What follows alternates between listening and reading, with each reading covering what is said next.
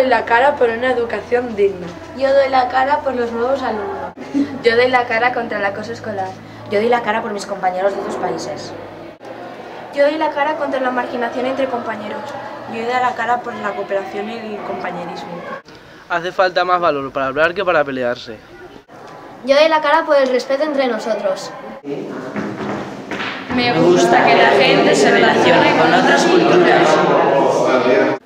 Yo doy la cara por un centro pacífico. Yo doy la cara contra la violencia de género. Nosotras somos valientes para hablar las cosas a la cara. Y no inventamos rumores para humillar a la gente. Violència? Imaginem un institut en què tots puguem expressar-nos lliurement.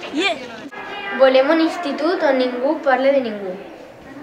Yo doy la cara por la igualdad de género. Para ser lliures hem d'acabar en la violència a l'institut. Yo creo que hace falta más valor para hablar que para pegarse.